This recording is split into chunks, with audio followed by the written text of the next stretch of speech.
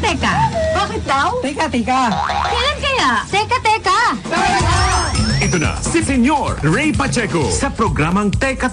Balita, komentaryo, trending sa social media, price monitor, traffic, at mga bagong balitang siyensya at iba pa. Huwag nang magpaiwan sa Teka sa DWIZ. Hola! Buenas tardes! Magandang hapon! Magandang maulan na hapon sa inyo lahat ng mga amigos at mga amigas. Ngayong araw na ito ng Miyerkules, araw po ng tradisyonal na baklaran, 25 na po ng buwan ng Mayo, Senyora. Ilang tulog na lang at buwan na ng Hunyo. At ngayon ay may bago na tayong presidente at siyempre ito pa rin ang Teka. Si Señor Ray Pacheco po ang inyong kaboka-boka, kabeso-beso hanggang alas 6 tayo ng gabi. At magandang hapon sa lahat ng mga amigos at mga amigas natin na patuloy na sumusubaybay sa amin sa buong Islas de Pilipinas at sa umagitan ng aming DWIZ Dagupan at DWIZ Palawan at ganoon din po sa bayan kami napapakinggan at dyan po sa buong Pilipinas sa pamamagitan po ng aming Home Radio Davao, Home Radio Iloilo, Home Radio Cagayan, Home Radio Jensen, Home Radio ni Naga at Home Radio Legazpi. Buenas tardes po sa inyong lahat dyan at magandang umaga, magandang tanghali, magandang merienda, magandang gabi, magandang hating gabi, magandang madaling araw, maganda na lahat. Diyan po sa lahat ng mga kababayan natin na patuloy po naman sumusubaybay sa pamamagitan ng ating YouTube at ganun din po sa Facebook. Dito pa rin sa pamamagitan ng himpilang metodong lakas, ang DWIZ 882. At hindi na tayo magpapaligoy-ligoy pa, Senyora. Alamin na natin at nandito na po at diniklara na, ipinireklama na. Formal na pong ipinireklama ang bagong Pangulo at pangalawang Pangulo ng Islas de Pilipinas. Alamin natin mula sa ating Patrol number 19, nandun po sa lugar ng PICC at si Sally Bueno. Okay, PICC, sorry.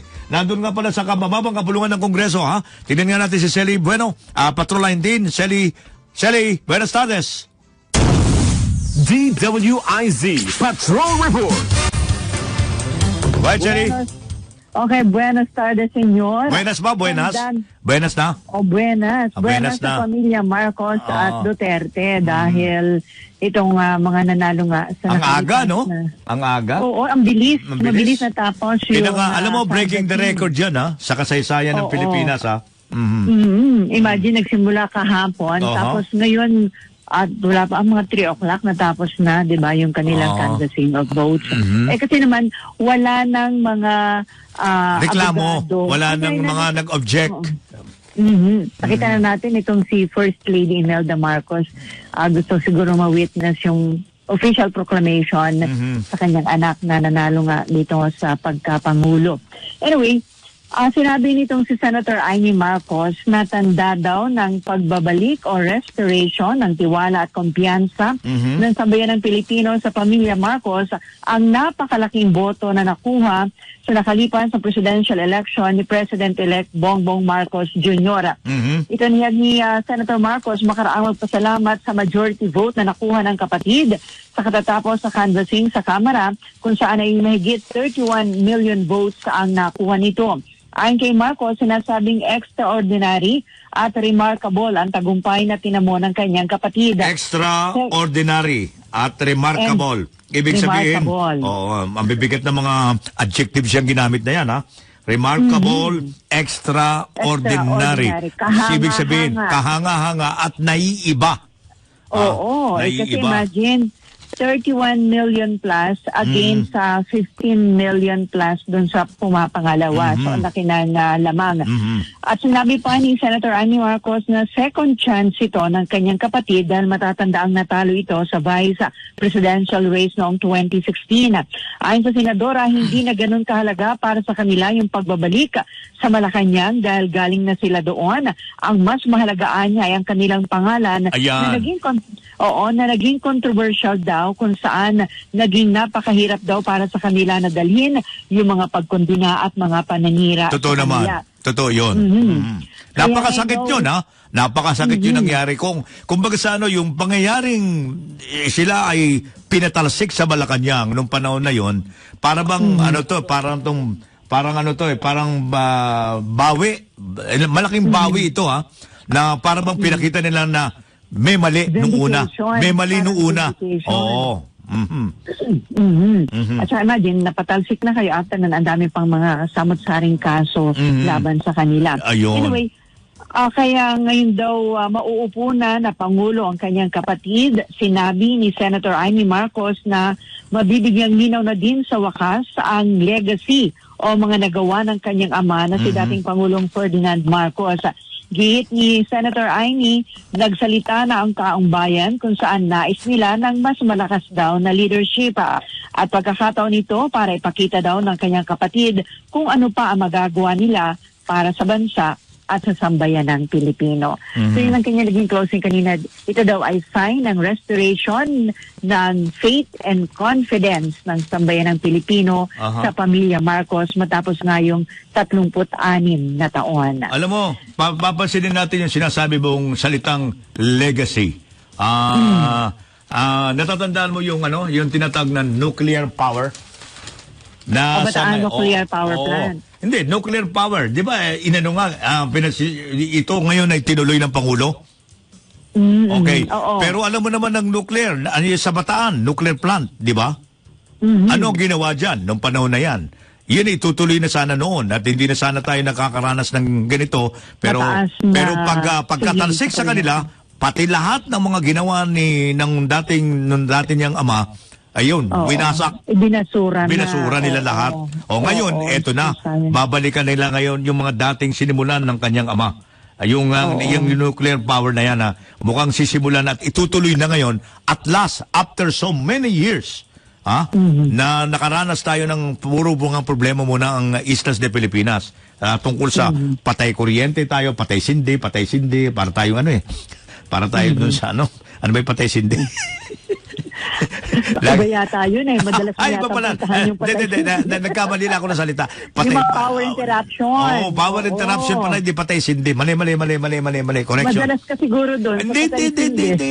Nadulas lang ako, Patay sindi. Patay naman talaga Namamatay naman talaga si Cindy, di ba?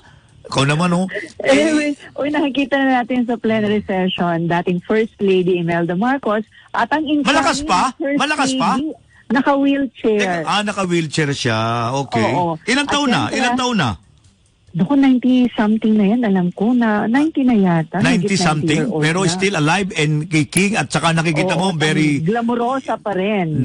Yung utak niya, very sensitive pa rin? Ano pa rin? Oo naman. Hindi pa naman siya ulyanin. Yun. Yun ang kasi karamihan ng mga ganyan pareho sila ni Senador Enrile? Juan Ponce Enrile. Juan Ponce Enrile. Sharp pa rin. Napaka-sharp pa rin. Si Senador Enrile, 97, right? At nakikita na rin natin, magkatabi sa upuan, ang incoming First Lady. Magiging susunod na unang ginang ng ating bansa. Ngayon, magkatabi na sila. Sino? Di syempre si Attorney Lisa Araneta Marcos. Ayun, Araneta yan. Lisa Araneta Marcos, okay. So yan, mamaya i-report na ating kasamahan na nagko-cover dyan sa House of Representatives. So nasa Senate ka pala? Wala ka pala dyan sa mababang kapulungan ng Kongreso? Kasi kanina dapat ay merong committee o commission on appointments hearing. Maganda rin to dahil yung mga official ng COMELEC, itong COMELEC chairman at sina COMELEC Commissioner George Garcia, yung sasalang ihahabol sila bago nga mag-adjourn si yung Congress, kaso na-cancel itong... dahil dito sa announcement? Dahil nga sa may mga humirit na senador na huwag din naman sabayan ng CA hearing dahil may ginagampanan na constitutional duty ang ibang mga senador sa House. Ito ang canvassing of votes. So, kinancel dito si Senator Cynthia Villar, yung chairman ng CA committee na sana'y mag-handle ng confirmation hearing. Yung hearing kanina. So, titingnan ko may yahabol. Ano yun? Yung pag sinabi mong confirmation, yung bagong hinirang ng mga commissioner natin? Itong COMELEC chairman, tsaka sila George Garcia. Ayun, yun nga pala mga bago, George Garcia. At yung hindi pa nakumpirma na si COMELEC Commissioner Neri dahil may mga concern itong sina Senator Franklin Drilon. Ang tanong, kung sila'y mabypass, ibig sabihin daw pala noon, terminated yung kanilang interim appointment. So ibig sabihin, yung next administration na ang mag-a-appoint ng panibago. Kung whether they will kung i-appoint pa sila ulit, kung sakali mabypass. Oo. Kung sakaling mabypass. So it's up to the next administration na yung muling pag-appoint sa kanila sa naturang position. Kung hindi naman, tuloy-tuloy na yan. Okay? Ay, hindi. Dapat sila makumpirma at dapat ma-reappoint sila para sila ay... hindi. Ang ibig ko sabihin, kung hindi ma-bypass... Adi sila na yan. Sila na. So, sino magko-confirm sa kanila? The existing Senate or yung kasalukuyan pa. Ang kasalukuyan pa yan. Hanggang June yan, ha? Sila, Oo. Ay, hindi. Mag-aano na lang sila hanggang next week, hanggang June 1. Kaya pala marathon na sila? Oo, kaya kanina nga, nandun na, nasa session na lahat yung mga COMELEC commissioner, yung Civil Service Commission na chairman na si Grales, nandun na rin confirmation. Kaya lang na-cancel. So tingnan natin kung Monday ba mag-CCA hearing at naihabol ba ng Wednesday yung last day ng session yung kanilang confirmation para naman huwag ma-terminate yung kanilang ad interim appointment. Okay. So, what do you think? Habol ba? Or it will be the next Congress na? Kung ang tatanungin mo si Senator Coco Pimentel, mas maganda daw na sana ipaubayan na lang sa next administration. Yun ang gusto nila. Pag-appoint. Pero tingnan natin, baka naman mag-effort pa rin itong commission on appointment na ihabol ang kanilang confirmation. Kasi syempre, malaki na rin na kanilang ginaging trabaho sa kalipas na election. Malaki na. Yung naging papel nila. So, paano yun? Mababaliwala ba yun? At sila ba uli ang i-reappoint just in case ng next administration? So tingnan natin. Baka naman may chance pa na maihabol next week, yung last week na ng session, ang confirmation itong ilang mga opisyal ng COMELEC, ng Commission on... so ilan lahat yan? Ilan lahat sila ang commissioner? Mula sa COMELEC chairman, di ba? Oo, tatlo sila na taga-COMELEC, isang taga-Civil Service Commission at isang taga-Commission on Audit o COA. Aba, so magkala ko, tatlo sa COMELEC, isa sa Civil Service Commission at isa din sa COA, Commission on Audit. So anong pala yan? Lima lahat ang dapat pala nilang i-confirm. Before the closing of the pangilang Congress na yan? 18? Ito yung 18 Congress. 18 Congress, okay. At marami pa, about 50 pa yata yung mga military officials. Mga military officials, yung kanilang promotion, di ba? Yung na-promote sa ranggong ganito. Kung hindi yun ma-confirm, ay iba siyan din na kapag nag-retire sila, mataas yung rango nila, mas mataas yung retirement package. Sa madaling salita, nakabitin pala 50 lahat yan na i-confirm. Correct. Mga posisyon. So, tingnan natin kung iahabol ba yan next week bago mag-adjourn si ang session ng 18th Congress. Okay. So, maraming salamat, Your Honor. Ito sa Patrol 19, Señor, Teka Bueno, nagulat sa impilang metodong lakas sa DWIZ. Okay, 17 minutos, makalipas po ang alas 5 ng hapon. Ito pa rin ang Teka-Teka, si Señor Ray Pacheco pa rin ang inyong kaboka-boka, kabeso-beso. At dumako na tayo doon sa mababang kapulungan ng Kongreso na kung saan po ay nandun po sinagawa ang formal na proclamation ceremony dyan po sa bagong halal na Pangulo at pangalawang Pangulo ng Islas de Pilipinas. At kasama natin mula dyan po sa mababang kapulungan ng Kongreso si Patrol 11, Tina Nolasco. Tina? Yes, Señor. Pasado alas 4 nga dumating na si President-elect Bongbong Marcos Jr. Para sa proclamation ceremony na gaganapin ngayong araw sa Kongreso.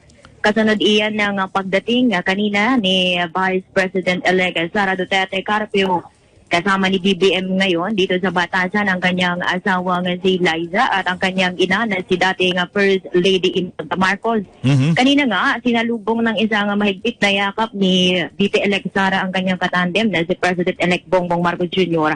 Pagkarating dito nga sa batasan complex. At sa ngayon, nasa executive lounge na titiyang dalawang nakadakdang iproklamang bagong pinakamataas na pinuno ng bansa. At ayun ay ating antabayanan sa ngayon. So at this point pala, Tina, hindi pa formally pinoproklama pagiging pagkapanalo bilang Pangulo at pangalawang Pangulo ni na President Marcos o consider pa rin silang hindi pa rin formal kung gano'n ay ano pa rin sila. Hindi pa talagang legitimate na presidente at vice-presidente yung dalawa. Ganun ba? Tama ka dyan, Senyor. At ayun nga po ang ating antabayanan. Maya-maya lamang dahil maya-maya lamang ay magsisimula ng ang pagbabalik na ng sesyon para sa proklamasyon na nina Vice President-elect Sara Duterte at President-elect Ferdinand Bongbong Marcos Jr. Wala ka bang naamoy yan dyan kung sino ang magpoproklama, kung sino ang magsasalita? Wala pa. Pero ang alam ko, Senate President and the Speaker of the House, right? Tama ka dyan, Senyor. Ayun nga, mamaya itataas ang kamay ng ating President-elect at Vice President-elect ng ating Senate President Vicente Soto III at ng ating House Speaker na si Lord Alan Velasco para sa formal nga proklamasyon kina Sara Duterte at Bongbong Marcos. Okay, tutok ka lang dyan, Tina, ha? Para at least anytime from now, ay medyo mabigyan ka namin kagad ng puwang kung ready na para sa proclamation, okay? At yan nga ang latest update live mula dito sa kamera. Ito si Patrol 11, Tina Lorasco nag-uulat para sa impilang may todong lakas, DWIZ. Okay. 19 minutos, makalipas ang alas 5 ng hapon, Senyora. Ito pa rin ang Teka-Teka sa Señor Ray Pacheco pa rin po ang inyong kaboka-boka, kabeso-beso hanggang alas 6 tayo ng gabi. At ngayon po ay binaka-latest nating mga balita pa rin. Nananatili na walang kaso po ang monkeypox na ang naitatala dito sa Pilipinas. Magandang balita ito at ayon kay infectious disease expert Dr. Edsel Salvana, maigpit ang sinasagawang pagbabantay ng gobyerno upang tiyakin na hindi makalulusod ang naturang sakit sa bansa.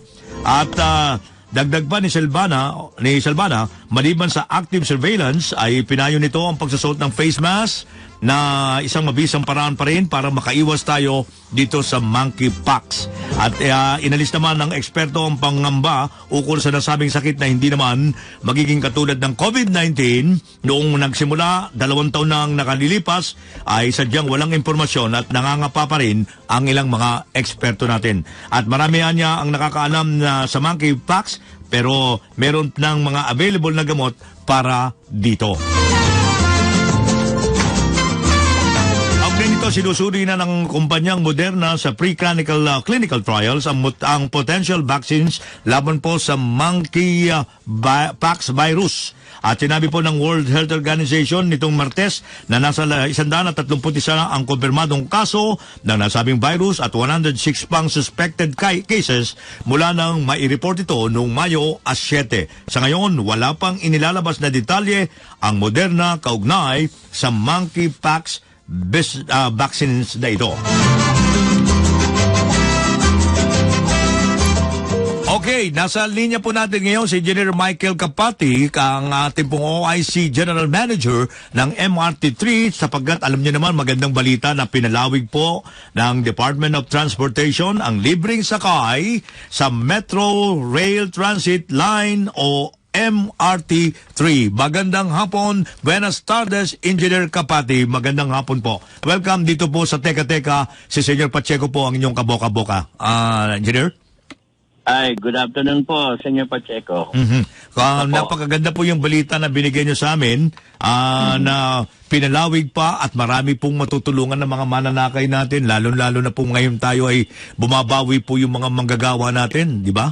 Napakaganda po nitong binigay ninyong pagkakataon pa rin ng ating Department of Transportation para po free ride. Magandang pakinggan eh. Alam niyo, yung mga Pilipino napaka masigla pag oras na nakakarinig ng libre. Engineer. Tama po yun, no? Ang management po ng MRT through DOTR po, no? Inaprubahan po yung ating pagpapalawig ng free ride sa MRT3 hanggang June 30 po yan. Okay. Tama-tama naman si Secretary, mananatili sa bagong administrasyon, di ba? Engineer? Wala po tayong alam dyan. Wala pa ako kayong alam dyan. Wala po. Kasi po kami po mag-e-end hanggang June 30 at para sa Duterte administration. Ay, sure. Ayun. Pero ang mahalaga nito, itong libreng sakay nito, Marso 28, nagsimula po yan, tama?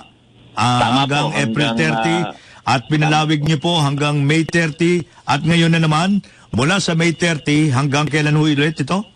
June 30 po. June 30 naman. Puro isang buwan, ha? Tama po. Puro isang buwan, ha? Kaya Apo. tamang-tama sa paggunita ng aabutin na to ng bagong administrasyon at aabutan rin ito ng tinatawag ng paggunita ng araw ng kalayaan ng Islas de Pilipinas. Tama po. At tiyak na marami tayong mga kababayan na mga manggagawa natin, na mga mananakay, and na bumibiyahe po dyan sakay ng MRT 3. Ilan po ba ang usually ang sumasakay na ngayon na mga libre everyday? Ngayon po, umaverage tayo ng 348,000 na a day. 348,000 a day? Opo. Wow. Ang laking bagay po nito, engineer, ha? Ang laking bagay na tipid. Isipin nyo, mabilis na, nakakaabot pa sila, hindi pa sila nauhuli yung mga manggagawa natin sa pagpunta nila sa opisina o sa kanilang trabaho. Kasama ito sa malaking bagay na maititipid nila at makatutulong ito para makarecover sila sa nagdaang halos ilang buwan din na yan. Wala silang trabaho and then all of a sudden, bigla sila nagkatrabaho. Eto na, 348,000 pala everyday yan, Senyor. Engineer. Tama po yun. Tama po yun. At yun po, ini-encourage na ng lahat na makita yung pagbabago ng MRT3. At the same time, kahit paano yung pa sinasabi, nakakatipid sila ng 50 hanggang 100. So, na-divert nila sa pangangailangan ng pamilya. Opo ba? Malaking bagay po yan. Magkano na naitipid mo na going there at saka pauwi ka pa sa bahay? Malaking bagay po yan, engineer. Kaya isipin nyo, lalo ngayon, tumataas ang produkto ng petrolyo, tumataas. Kung sasakay sila ng mga pampublikong sasakyan ngayon, medyo umiiyak din yung mga sinasakyan nila. Dahil sasabihin nila, mataas ang gasolina ngayon. Yun ang problema ngayon ito, no? So, extended ito hanggang June 30. Yan po mga amigos at mga amigas. Kaya yung 348,000 a day, tuloy-tuloy yan. Ito po bang a day nito? Wala hong pinag-uusapan ng Sunday, Saturday? Working days ito? Ayun po ang weekday po nating average. Weekdays ito. Pero pagdating ng, how about Saturday, Sunday? Nababawasan? Medyo bumababa po tayo ng mga 250 to 280 po. Ayun, pag oras na Saturday, Sunday. 200. Yung iba naman kasi nagtatrabaho ng Saturday din no? Hanggang Sabado. Tama po. Ngayon po, nabanggit nyo na at least magandang balita na po itong ating pagpapalawig ng Department of Transportation kaugnay dito sa pag-avail sa mga pasahero ng free ride program na hanggang Hunyo 30 po. Nagsisimula lagi ng 4:40, no? Ang aga-aga, di ba? 4:40 ng umaga hanggang alas 10 ng gabi. Just isipin nyo yan na budget yan. So usually, engineer, meron ba kayo idea kung magkano yung ginagastos o inaabono ng gobyerno dyan? A day? Nung nakaraan po natin, umablay siya ng between 5 to 6 million a day. Magkano po ulit? Magkano mga 5 million po yung revenue loss natin. 5 million a day? Yes. Opo. Yun ang losses ng ating gobyerno. So, paano tayo babawi niyan? Makakabawi po ba yan? Meron naman po kasi tayong GAA budget para dyan. Ayun. So, yun naman po ay approved budget ng gobyerno. Apo. Na pwede natin pagkuhanan. Ayun. Meron naman pala. Kaya hindi tayo So, even though it is considered a losses para sa kita, pero hindi naman po nawala ng gobyerno niyan. Ganun po? Opo. Diyan naman po ay nasuklian natin ng serbisyo sa ating sa publiko. Ayun, yun ang maganda ron. Talking about po yung sinabanggit natin na bagay na yan. Ano po? Medyo aware lang po ako dun sa hinihintay nating MRT7, engineer. Ang MRT7 po ay separate entity yan, nasa private yan. I see. Hindi ito sakop ng gobyerno? Hindi po sakop yan ng MRT3. Sakop din po siya by way sa DOTR. Okay. Pero hindi po siya... Yes po. Kaya lang, ang MRT7, it will be private ang mangyayari? Opo, privately run po yan. Hindi yan sa gobyerno. Hindi kamukha ng MRT3. Tama po. Ayun, kaya kala ko sa inyo pa rin tong MRT7 eh. Dahil ako napakapalad naman ang sasakay naman mula, isipin nyo mula Quezon City hanggang Bulacan ito. Opo. Lalong, pero hindi nyo po, hindi nyo saklaw ang inaasahan, wala kayong idea dito sa MRT7? Wala po. Iba po ang nagmamahala. Ayan, kasi po nagulat ako rito dahil kasi inaasahan po natin 2022 fully operation na to eh. Pero under ng DOTR ito, kaya lang it will be private. Opo. I see. Government to government private project 'yan. Ganun ba 'yan? Opo. I see. Kaya pala. So, anyway, nagpapasalamat kami, engineer, at marami hong natutuwa at nagagalak ng mga kababayan natin na ngayon ay extended ito hanggang June 30 at malaking bagay ito na nakakaipon sila, sinasamantala nila yung mga pagkakataon na malaking bagay, na savings din po yan, na engineer. Di ba? Tama po yun. Isipin nyo, magkano ang savings ng isang manggagawa na pumapasok ng papunta ron at saka pauwi ng bahay nila? Meron ba kayong idea? Kung may mga iba po na-interview kami na nag-average sila ng 50 pesos. Oo, minsan kasi kung ikaw bumabiyahe ng North Avenue to Top, 28 pesos yan. Kung balikan, 56 pesos ang natitipid mo. Alba, laking bagay na po yun. Kung 56 pesos everyday, ilagay mo sa alkansa mo yun, bukas makalawa, nakailang buwan na ho tayo ngayon. Nagsimula tayo nung Hunyo, nagsimula tayo nung Marso. Tatlong buwan na.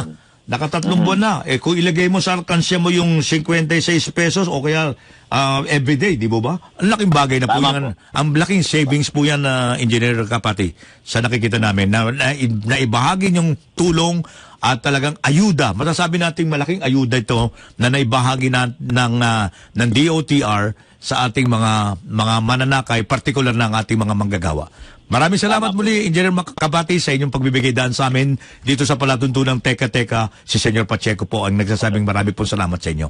Salamat din po. Okay. So mga kaibigan, si Engineer Michael Kapati, MRT3 OIC General Manager and Director for Operations. Nagatid sa ating orasan, alas 5:30 na para pansamantala muna tayong magbibigay daan sa ating mga paalala mula sa ating impilan at magbabalik si Señor Pacheco dito pa rin sa Teka. Huwag kayong alis.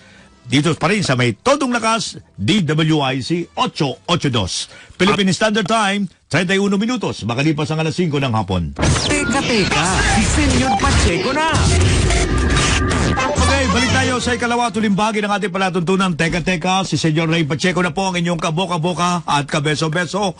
Ngayong araw na ito ng Miyerkules, araw ng tradisyonal na baklaran, ika-25 ng buwan ng Mayo, 36 minutos na po. Makalipas ang alas 5 ng hapon at anytime ay maantabayanan po natin ang formal na proklamasyon ng ating ng presumptive President at presumptive Vice President of the Republic of the Philippines. At formal nating inintay at inantabayanan ito direktamente dyan po sa Batasang Pambansa. At nandun po mismo ang ating reportorial team, ang ating ang ating DWIC reporter na sino na doon? Si Tina Nolasco. Antabayanan po ninyo.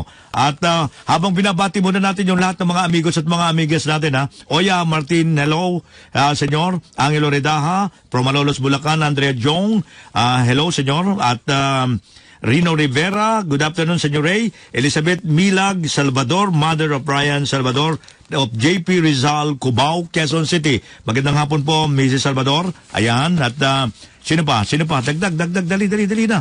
Bilis. Griseria Pugaw, Pakaira, from Binondo, Manila. Ramon Arevalo, Rolando Cotoner, Danilo Leonardo, watching from Masambong, Quezon. Ayan. Marie Kyler, ayan, Alicia Ochay, Efren de los Reyes, Nelson Malinaw, mula po sa Falls Church, Virginia, USA. Ang hirap niyan, ano? Magandang madaling araw sa inyo dyan, ha? Tsatsaganin nyo, no? Si Gloria Santos, watching from Perth, Western Australia. Ayan, si Annette Alegre D. Senyor, magandang hapon. At saka si Henry Manansala from Cainta, Rizal. Ayan, at sino pa? Okay, si Faustino Garcia Menor, Alan Halupit from Tandansora, Quezon City. Magandang hapon, Senyor. Ayan, siya from Malolos, Bulacan. At sila, sino ba yung mga taga Bulacan natin? May Kawayan, ano?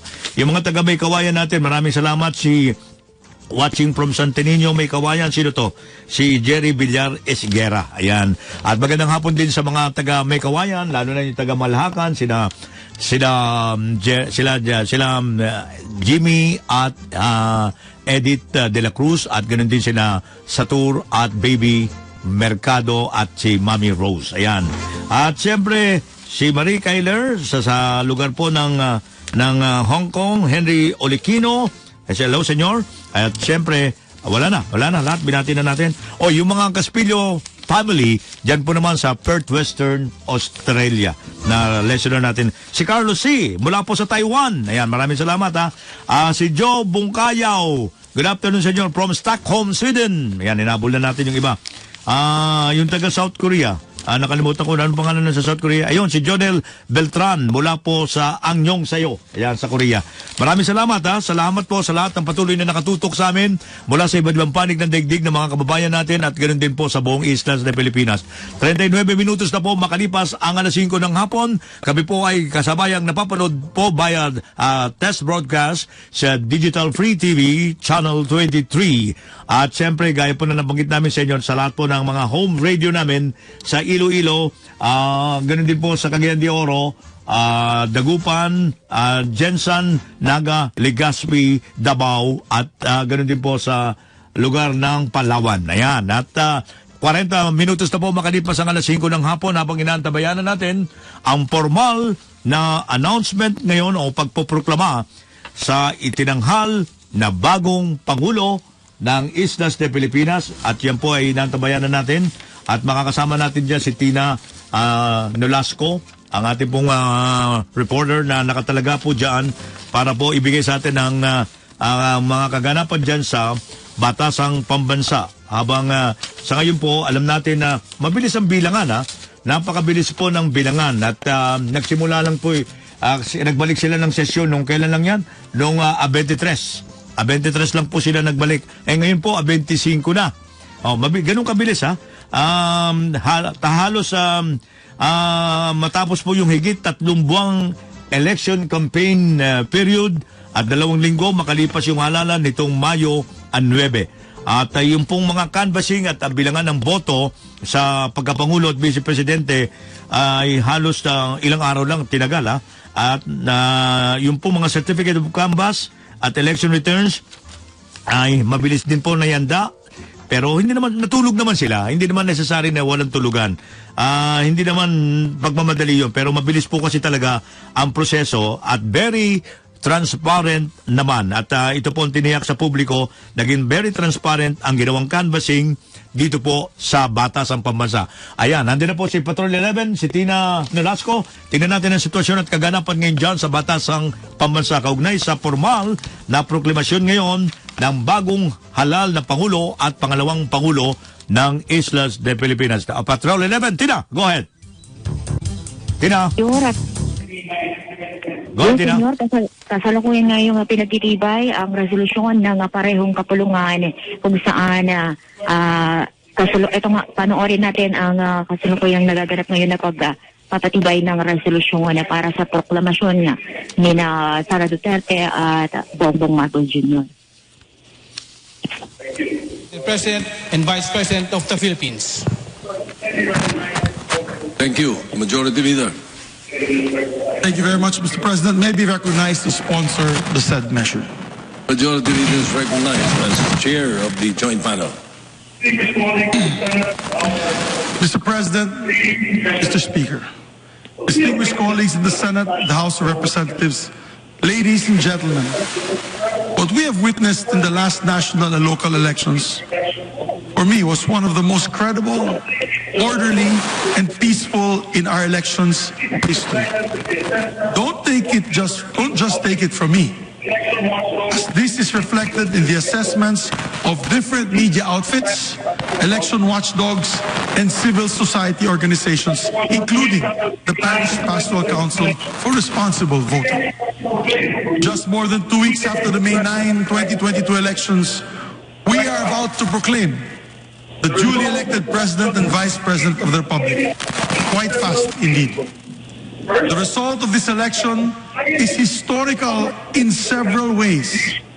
First, it has the highest number of votes cast in our nation's election history, with an 82% voter turnout, totaling 55,197,306 votes. Second, Mr. President, since the 1987 Constitution, this is the first time that we elected a majority president and vice president. A phenomenon indeed in a multi-party system under a presidential Republican government. The duly elected president garnered a total of 58.77% of the total votes cast in the last May 9, 2022 elections. And the duly elected vice president gathered a total of 61.53% of the total votes casted. And third, the canvassing of Congress in joint public session took only 2 days to finish.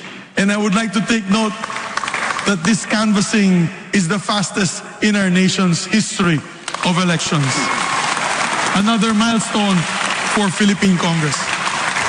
However, we would like to emphasize, we did not sacrifice transparency and the authenticity of the results for a speedy count. The process was hastened due to several factors.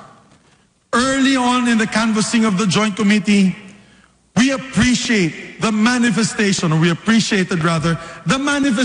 the counsels of several presidential and vice presidential candidates. Notably, the counsel for Vice President Leni Robredo, a presidential candidate who manifested that they have a continuing manifestation that they interpose no objection for the canvassing of all COCs brought before us in this body. The same manifestation was made of record by the Council of Vice Presidential Candidate Senator Kiko Pangilinan and Presidential Candidate Mayor Isko Moreno.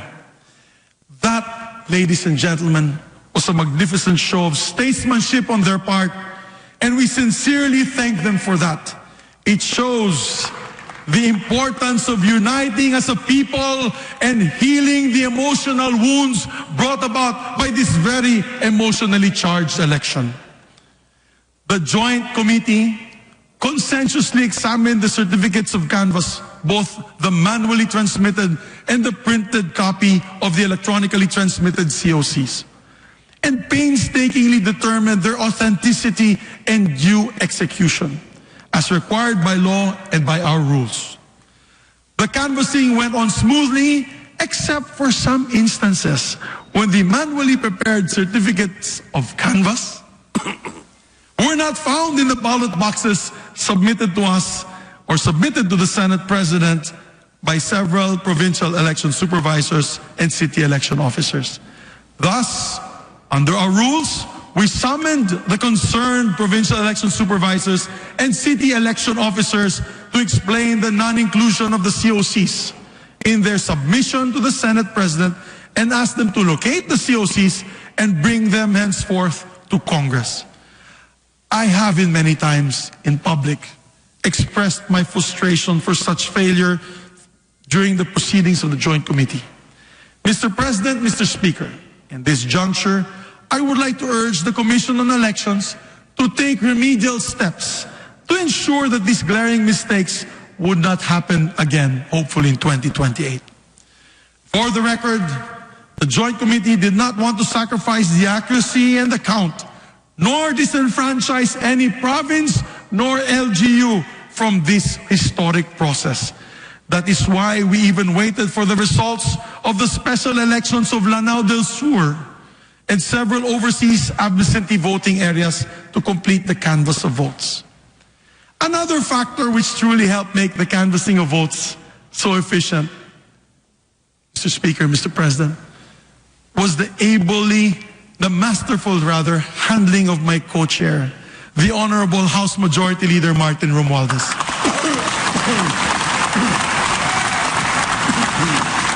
I would like to say this, ladies and gentlemen. He never left his post throughout the proceedings, not even for lunch, not even for dinner, not even a bathroom break.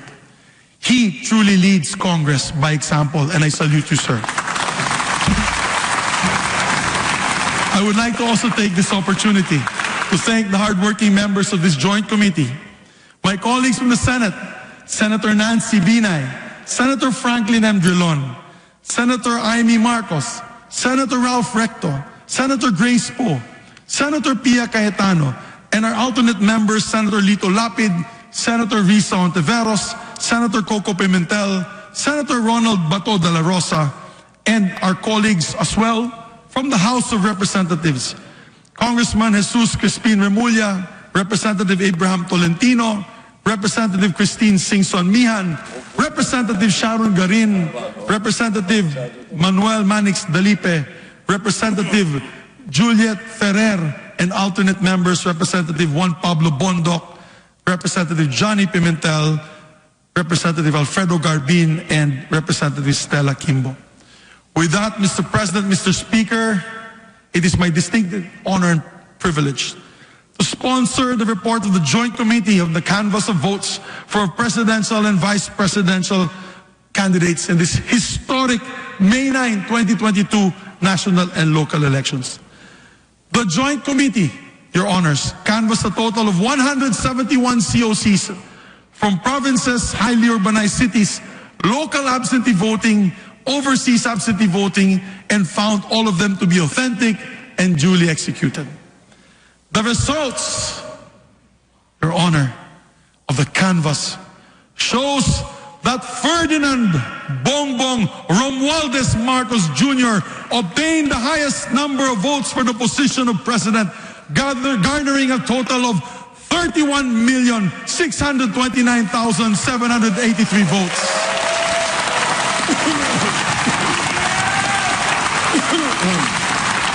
With a lead of 16,594,010 votes over the second placer. On the other hand, Madam Inday Sara Zimmerman Duterte obtained the highest number of votes for vice president with 32,208,417 votes, with a lead of 22,879,210 votes over her closest opponent. Allow me to add, Mr. President, matagal-tagal na rin po ako sa politika at maraming eleksyon na rin po ang aking napagdaanan, both local and national elections. At ngayon lang po ako nakakita nitong dalawang kandidato kapag nagmo-motorcade ay kilo-kilometro po ang taong nag-aabang.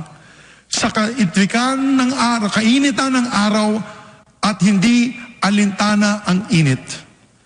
May mga rallies din po kami na kasaganan ay nag-uulan at nananatili po ang tao. Yan ang masasabi natin, umulan na tumaraw man ay kasama pa rin po natin ang ating mga kababayan. May mga kaugnayan po tayo na pamilya ang nag-aabang at nagdadala pang sariling baon para sa kanilang tanghalian. Mga galing sa kanayunan, Mr. Speaker, Mr. President, talagang nakakamangha at ngayon ko pulang nasaksihan na ganyan na pagtanggap sa ating mga kababayan sa ating dalawang kandidato. In this election, truly, Mr. President, Mr. Speaker, President-elect Bongbong Marcos and Vice President-elect Sara Duterte were truly rock stars. However, the greater task of the victors today is to unite our countrymen for nation building. That begins today. The weight this weighs heavy on their shoulders. Mr. President, Mr. Speaker, Ecclesiastes 3 says, there is a time for everything. For everything there is a reason and a time for every matter under heaven. Today, let me urge our kababayans, sa ating mga kababayan na nakikinig po na yon, that it is a time to heal from this divisive campaign. It is a time to respect the will of the majority of our electorate. And most importantly, it is a time to unite for the welfare and progress of our people and rally behind our flag and our country. Mr. President, with an overwhelming victory of our President-elect Ferdinand Romualdez Marcos Jr.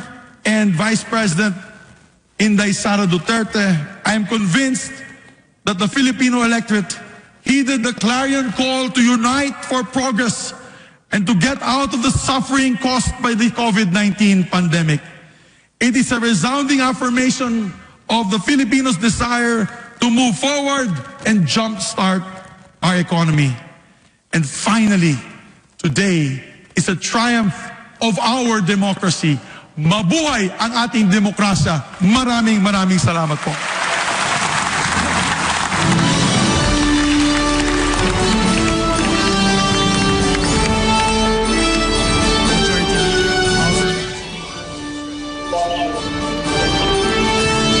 Speaker, may I be recognized to sponsor the report of the Joint Committee. The Majority Leader and Chairperson of the House Panel of the Joint Committees is recognized to deliver the sponsorship speech.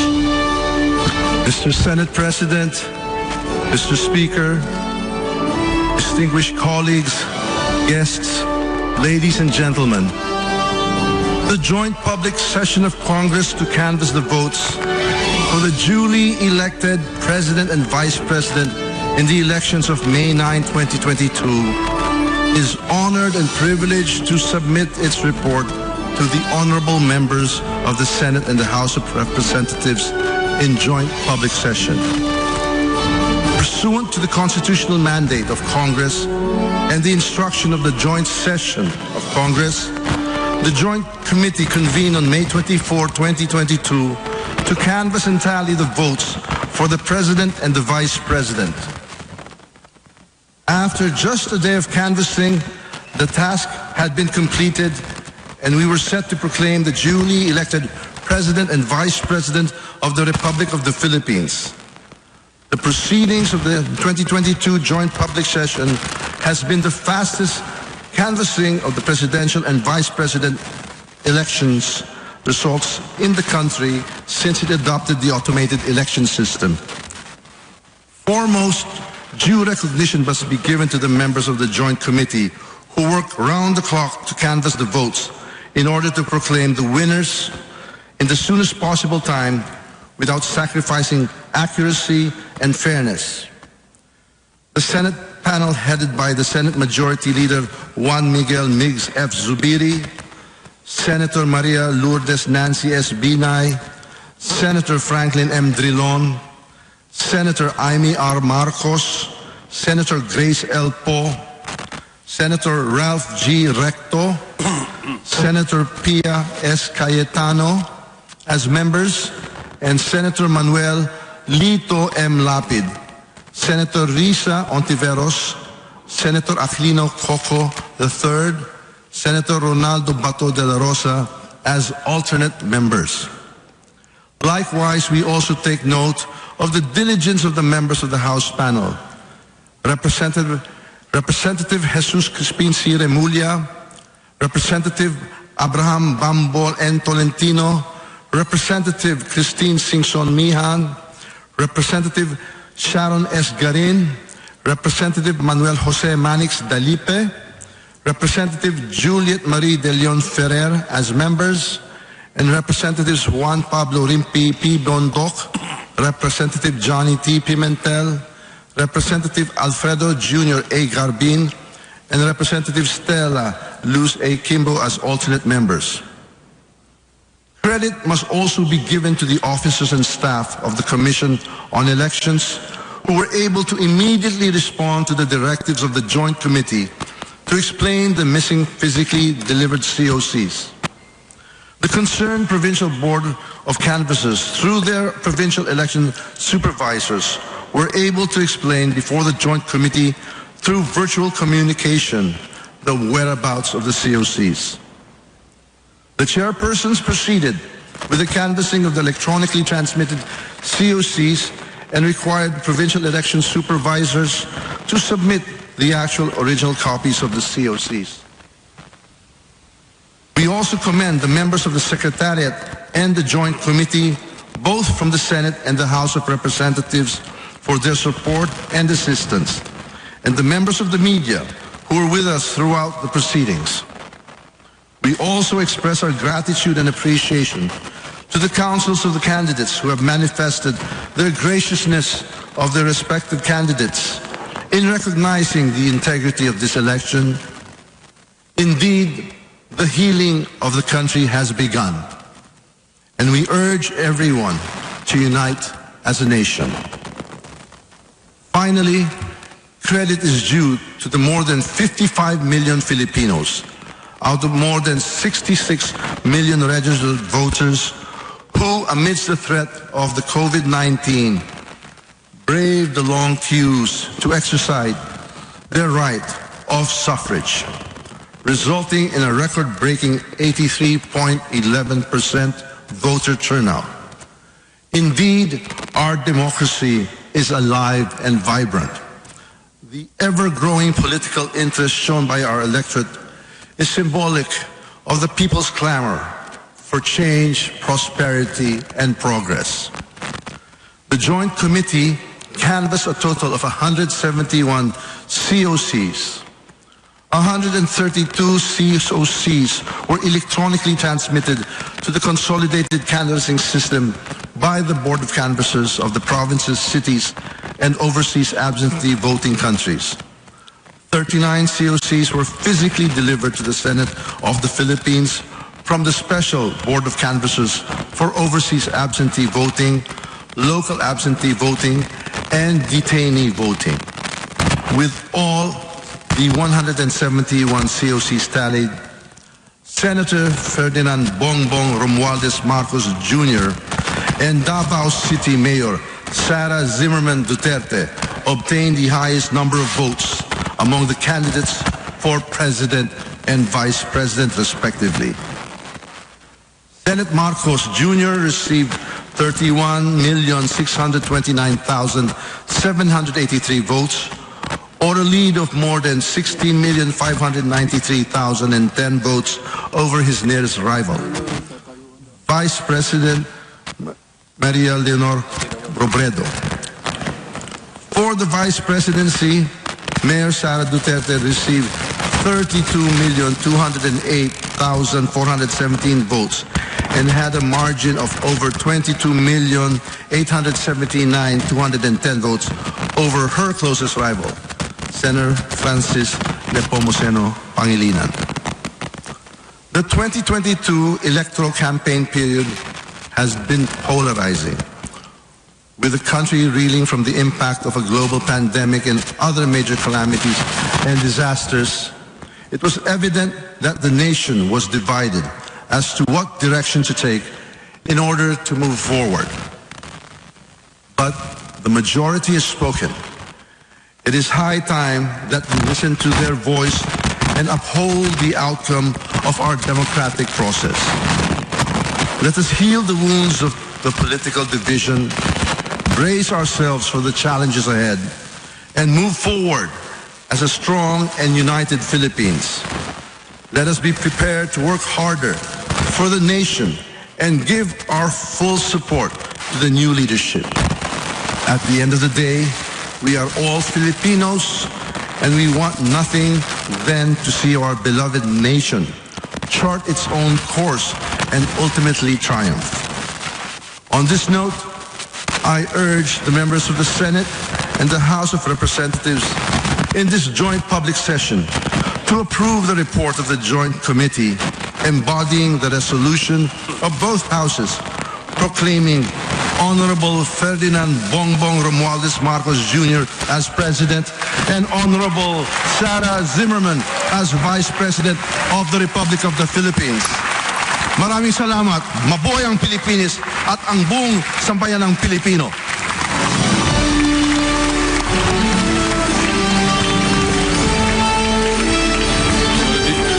Thank you, Mr. President. Mr. President, out of my excitement of my speech, I forgot to make the same motion. On the part of the Senate panel, Mr. President, we respectfully recommend to Congress, as the National Board of Canvassers, in joint public session, approving the report of the Joint Committee and Resolution of both Houses, number 1, declaring the results of the national elections held on May 9, 2022 for the office of the President and Vice President, and proclaiming Ferdinand Bongbong Romualdez Marcos and Inday Sara Zimmerman Duterte as the duly elected President and Vice President of the Republic of the Philippines. I so move, Mr. President.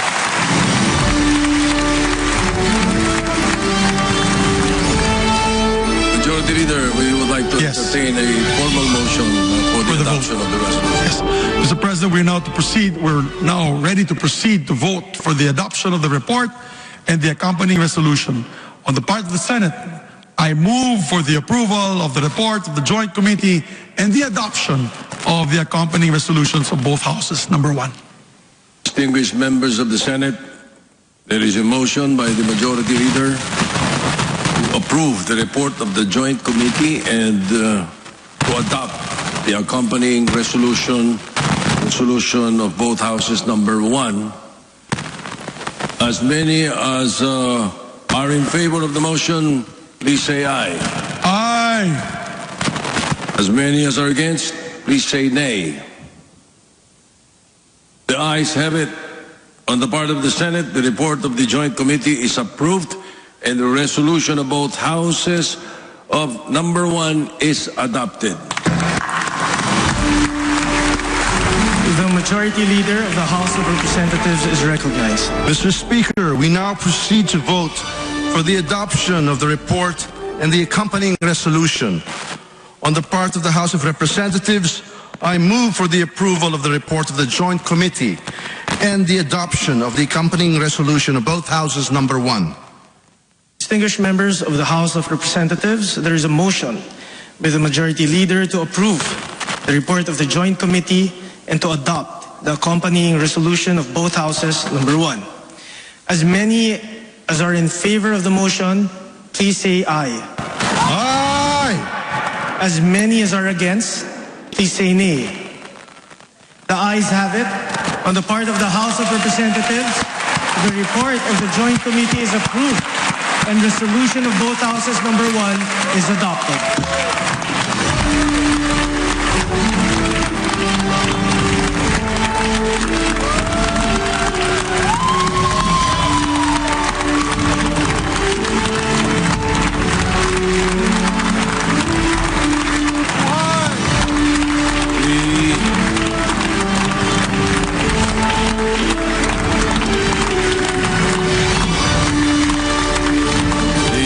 The Leader of the Senate is recognized.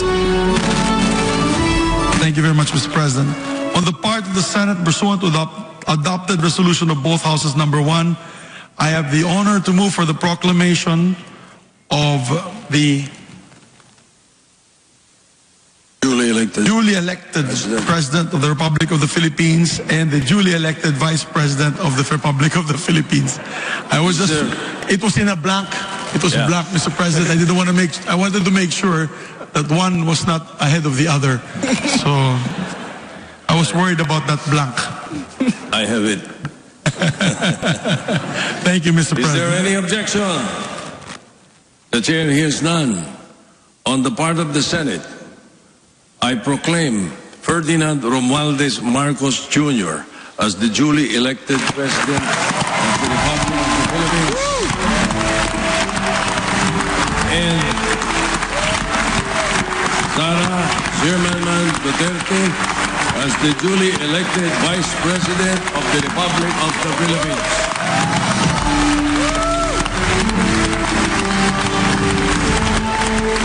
The Majority Leader of the House of Representatives is recognized. Mr. Speaker, on the part of the House of Representatives and pursuant to the adopted resolution of both houses, number 1, I have the honor to move for the proclamation of Ferdinand Bongbong Romualdez Marcos as the duly elected President of the Republic of the Philippines and Sara Zimmerman Duterte as the duly elected Vice President of the Republic of the Philippines. Is there any objection? The chair hears none. On the part of the House of Representatives, I proclaim Ferdinand Bongbong Romualdez Marcos Jr. as the duly elected President of the Republic of the Philippines and Sara Zimmerman Duterte Carpio as the duly elected Vice President of the Republic of the Philippines.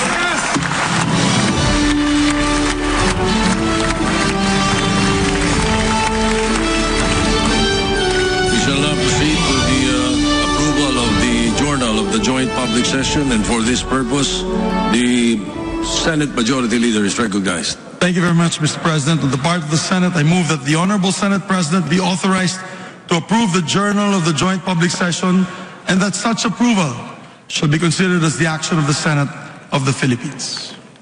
Any objection? Chair hears none. The motion is approved. The Majority Leader is recognized. Mr. Speaker, on the part of the House of Representatives, I move that the Honorable Speaker be authorized to approve the journal of the joint public session and such approval be considered as the action of the House of Representatives. Is there any objection? The chair hears none. The motion is approved. The Senate Secretary is now directed to turn over the consolidation and canvassing system, the machine, and return all the ballot boxes as well as all the pouches containing the certificates of canvass and election returns to the Commission on Elections. So directed. President, on the part of the Senate, I move that we designate the members of the Senate panel for the Joint Committee as members of the Notification Committee. If there is no objection, the Chair appoints the members or designates the members of the Senate panel of the Joint Committee as designated members of the Notification Committee.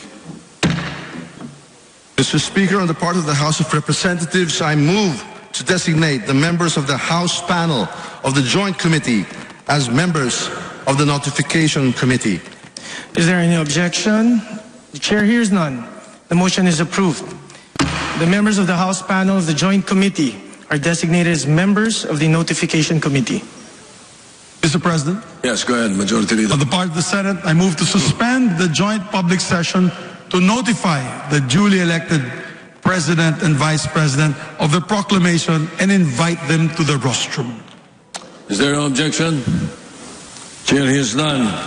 The motion is approved. On the part of the Senate, the joint public session is suspended.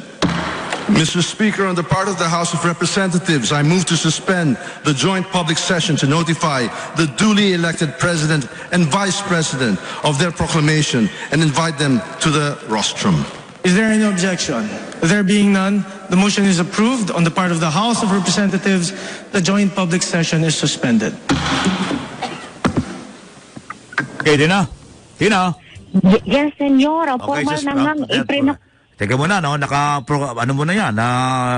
Formal na iproklama, ha? At anytime, ay tatawagin na yung dalawa para sa kanilang pahayag, ano? Anytime. Anyway, at least nakita natin ang formal ng pagpapahayag ngayon, ang proklamasyon ng bagong Pangulo ng Pilipinas sa katauhan po ngayon ni Bongbong Marcos, ni Presidente. Hindi na presumptive, ha? Pangulong Ferdinand Marcos at pangalawang Pangulong Sara Duterte Carpio. Tama ba, Tina? Yes, tama ka dyan, Senyor. At may antabayan na natin ang mismong pahayag at pagpataas ng kamay ng Senate President at House Speaker sa bagong proklamang bagong Pangulong at pangalawang Pangulo ng bansa. At yan muna ang kasalukuyang update dito nga sa Kamara. Magbabalik tayo mamaya. Ito, si Patrol 11. Tinanong lakas ko nag-uulat para sa ng may totong lakas. DWIZ. Okay, maraming salamat. Sa kabuuan po ay sabay nyo ang ating palatuntunang. Dito pa rin sa Teka si Señor Pacheco. Minsan pa nagsasabing hanggang bukas. Don't worry, be happy. Philippine Standard Time, 13 minutos na po. Makalipas ang alas 6 ng gabi. Teka, si Señor Pacheco na.